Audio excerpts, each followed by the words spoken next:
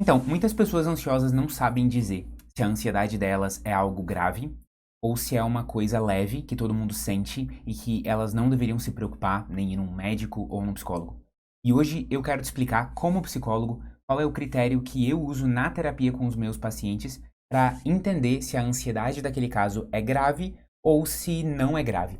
Existe um critério muito simples que qualquer pessoa é capaz de entender e até o fim do vídeo você vai conseguir entender se a sua ansiedade é grave ou se a sua ansiedade é moderada, é leve e se você precisa consultar com um psiquiatra, com um médico, com um psicólogo, um psicanalista e tudo isso. Eu vou descomplicar isso pra você nesse vídeo, beleza?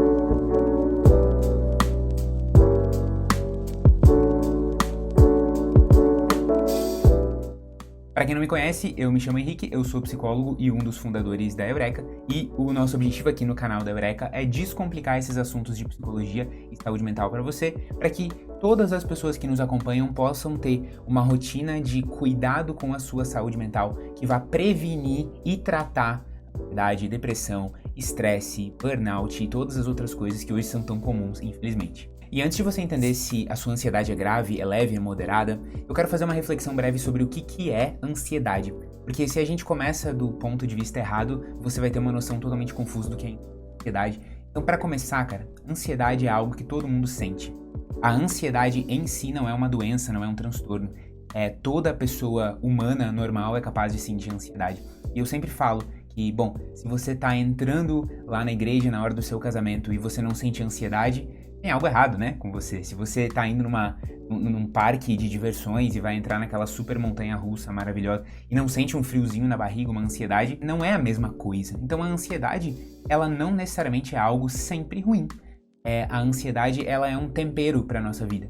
Você sentir ansiedade antes de entrar lá na igreja pro seu casamento ou no parque de diversões, e isso adiciona um pouco de emoção naquela experiência. Da mesma forma, às vezes a ansiedade é muito útil para nos lembrar de algo que a gente tem que fazer. Por exemplo, você pode estar deixando para depois um trabalho que você tem que entregar na sua faculdade, ou um relatório do seu trabalho, e aí, bom, começa a chegar perto do prazo de entregar e você começa a sentir cada vez mais ansiedade, certo? E o que é essa ansiedade? Ela não é inútil, ela é o seu cérebro dizendo para você, olha, tá chegando perto o prazo, quem sabe você faz alguma coisa sobre isso. A ansiedade, ela é como se fosse o seu cérebro dizendo, olha, faz alguma coisa sobre isso, sobre essa coisa perigosa que tá nos deixando preocupados. Tem uma conversa difícil no seu relacionamento que você nunca teve, mas precisa ter. A ansiedade fica te avisando, você tem que ter essa conversa logo, para de fugir dessa conversa. E assim por diante. A ansiedade pode ser útil, mas aí também existem transtornos de ansiedade. O momento em que a ansiedade para de ser útil e começa a trazer mais prejuízo do que benefício. O que é, então, a diferença entre a ansiedade normal e um transtorno de ansiedade? A palavra transtorno significa algo como desordem. E é interessante pensar em desordem porque a ansiedade pode estar em ordem na sua vida. Ela pode estar ordenada, organizada dentro da sua vida normal. Uma pessoa normal, saudável e feliz também sente ansiedade, só que a ansiedade que ela sente, ela está ordenada. Enquanto alguém que sofre com ansiedade tem um transtorno de ansiedade, ela tá com a ansiedade desordenada. Faz sentido? E aí que a gente começa a entender qual que é o critério para sua ansiedade ser grave ou leve. Ela tem a ver com o nível de desordem, ou o quanto a ansiedade está desordenando a sua vida. E é aí que a gente vai entrar no grande conteúdo desse vídeo, tá? Mas antes, eu queria só chamar você que sofre de ansiedade, especialmente você que sente que a ansiedade está paralisando a sua vida de alguma forma, travando você de tomar uma decisão importante, ou de conseguir criar hábitos, ou que a ansiedade está deixando você com aquele cansaço mental, dificuldade de fazer as coisas, e você sente que a ansiedade está trazendo mais prejuízo do que benefício para sua vida, eu quero te convidar para uma super aula grátis em que eu vou explicar para você como sair do ciclo da ansiedade paralisante. A aula se chama O Fim da Ansiedade Paralisante, é uma aula de graça, bem profunda, a gente vai fazer 1h30 entrando em todos os mecanismos biológicos da ansiedade, os mecanismos psicológicos. Você vai ter a aula que nunca te deram sobre ansiedade para poder cuidar mais de si mesmo e tudo isso de graça. Dá uma olhada no link da descrição, beleza? Mas vamos lá. O que determina a gravidade da sua ansiedade é o prejuízo que ela causa na sua vida. Especificamente, quantas coisas você deixa de fazer ou faz menos por causa da ansiedade. Deixa eu trazer para vocês alguns exemplos que vão deixar isso mais claro. Tá? Recentemente eu tirei a minha carteira de motorista, habilitação. Eu tenho quase 30 anos, então demorei muito para tirar. E o grande motivo de ter demorado para tirar não foi a ansiedade, mas foi porque eu sempre morei muito perto de tudo que eu fazia. Morei perto da faculdade, perto do trabalho, perto da escola. Fazia tudo a pé, não sentia essa necessidade de ter carro.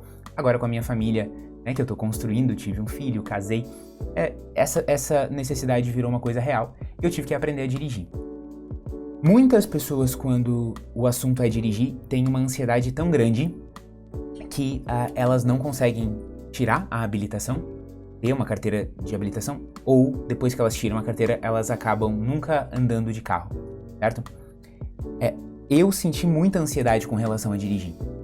E nas primeiras vezes que eu fui dirigir, na autoescola, nas provas práticas, eu lembro de ficar muito nervoso e de o carro morrer muitas vezes e eu ter 1000 perguntas para fazer para o instrutor e eu ter muitas dúvidas sobre tudo.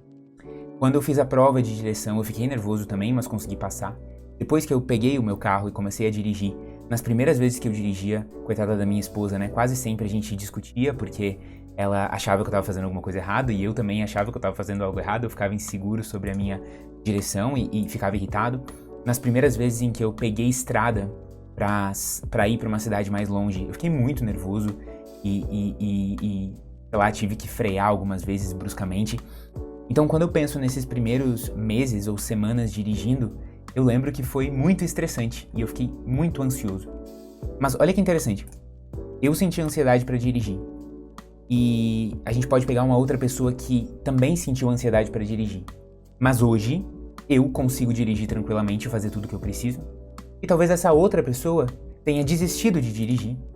E sem poder dirigir, ela não pode ir no mercado sozinha, ou ela não pode ir fazer o seu exercício físico, ou ela não pode dar carona para alguém. E a vida dela tá mais limitada.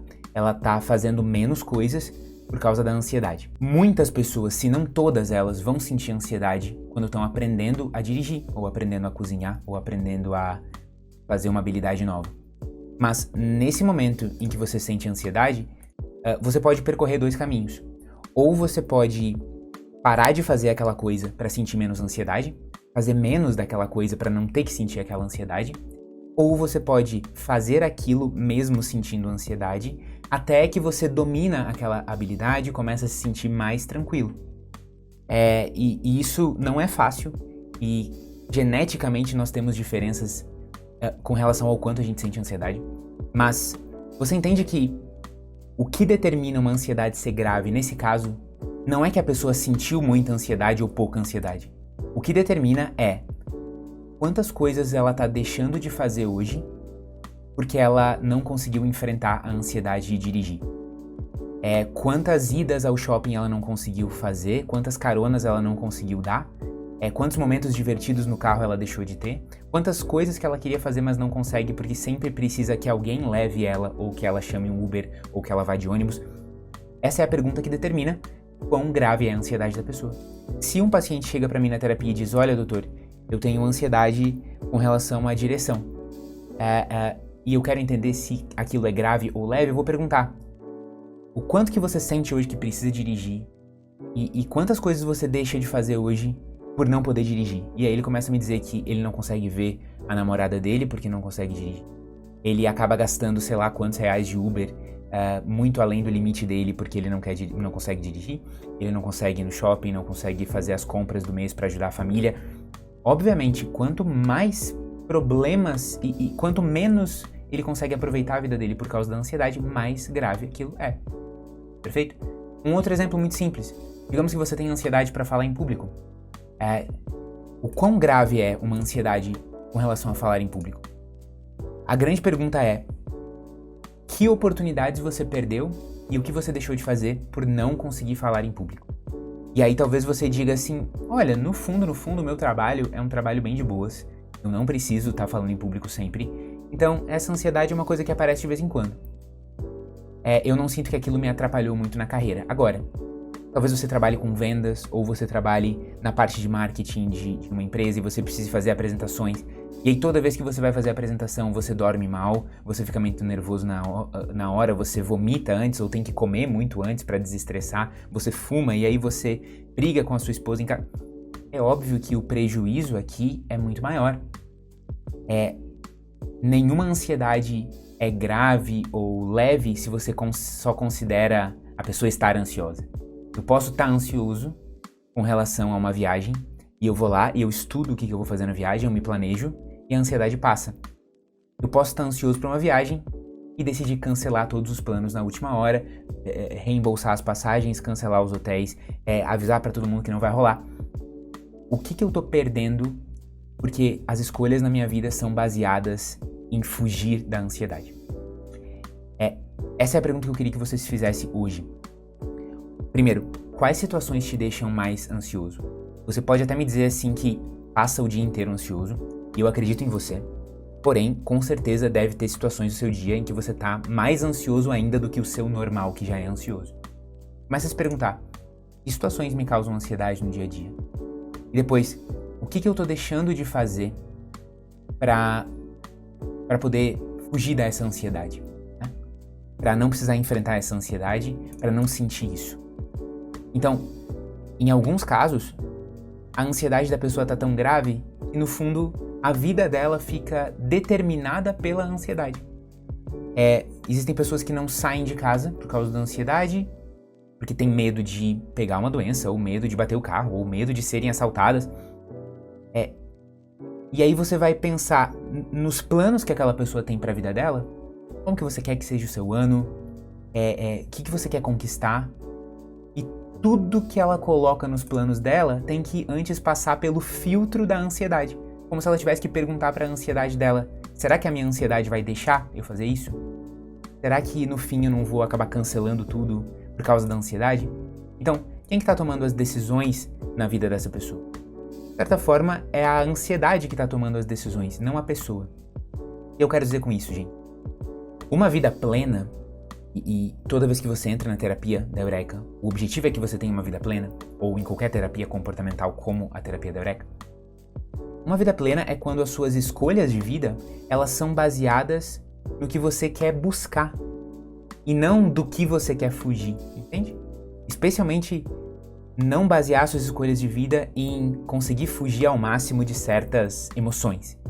Eu não quero sentir ansiedade, então qual é a vida que eu posso projetar para mim mesmo que tenha um mínimo de ansiedade? Não. Uma vida plena é quando você pergunta assim para si mesmo, que tipo de pessoa eu quero ser e o que eu quero conquistar? E você toma suas decisões com base nisso. A ansiedade vai aparecer no meio do caminho como um obstáculo? Vai aparecer. Em alguns momentos você vai ter que sentir a ansiedade, se acalmar um pouquinho e seguir fazendo, permitir que a ansiedade passe pelo seu corpo como uma onda, perceber que ela tá aqui, mas não lutar contra ela e simplesmente focar no que é importante. Em alguns momentos você vai ter que fazer isso, e na terapia a gente aprende essas habilidades. Mas cara, quando a gente tem uma vida totalmente focada em o que eu faço para sentir o mínimo de ansiedade, infelizmente o tiro sai pela culatra e acaba sendo uma vida muito limitada. Por quê? Porque, bom, eu começo tendo medo de sair de casa porque eu tenho medo de ter um acidente, então eu não ando mais de carro. Só que aí eu começo a ficar muito em casa. E quanto mais eu fico em casa, mais o ambiente da rua parece perigoso. Então eu começo a sair pouco de carro e também sair pouco de ônibus, porque eu tenho medo que aconteça algo no ônibus. E aí eu começo a sair pouco a pé de casa também, porque a ansiedade, em resumo, ela vai sempre te confinando mais dentro de uma vida cada vez mais limitada. Não é uma coisa parada. Então, bom, eu tenho agora medo de ir em lugares com muita gente, então eu nunca mais vou num show. Nunca fica só no show. Conforme você vai evitando, você começa a evitar o show, mas depois você começa a evitar qualquer lugar que tenha muita gente, tipo um shopping, depois qualquer lugar que tenha mais de 5 pessoas, e a ansiedade ela vai progredindo. E aí a sua vida começa a ser baseada em o que eu posso fazer para não sentir ansiedade hoje. E é uma vida muito triste. É como se você estivesse vivendo fugindo de algo, como se você fosse um coelhinho que passa o dia inteiro estressado pensando em como não ser comido pelo lobo. Quando você não precisa nem ser um coelho, nem ser um lobo. Você poderia, sei lá, ser... O que é um animal legal? Um tigre. Você tá buscando coisas para fazer, você quer caçar lá para tal lugar, você quer ir para tal lugar, você tem liberdade para se movimentar. Essa é uma vida plena. E se você hoje se identificou com o que eu tô falando nesse vídeo e você tá sentindo que a sua vida tá paralisada por causa da ansiedade, é um sinal muito claro de que a sua ansiedade é grave, no sentido de que quanto mais a sua vida tá paralisada por ela, grave ela é. Por isso que eu recomendo que todo mundo que tá me assistindo aqui dê uma olhada no link da descrição para acompanhar a super aula Fim da Ansiedade Paralisante, em que eu vou entrar em como você pode regular os seus hormônios para não ter picos de ansiedade tão altos, o que fazer na hora da crise, como é que é a biologia da ansiedade e como você pode recuperar a sua liberdade depois que você ficou muito tempo preso fazendo menos coisas, deixando de fazer coisas por causa da ansiedade. Bom, então se inscreve aqui no canal para acompanhar a aula Fim da Ansiedade Paralisante e você pode, no link da descrição, colocar o seu e-mail ali, no link, para receber a aula em PDF também depois, ok? Então se inscreve para receber a aula e a gente se vê no próximo vídeo. Um beijo e diz nos comentários aí sobre que outros assuntos dentro desse tema da ansiedade você quer conversar nos próximos vídeos que a gente vai gravar aqui. Um abração!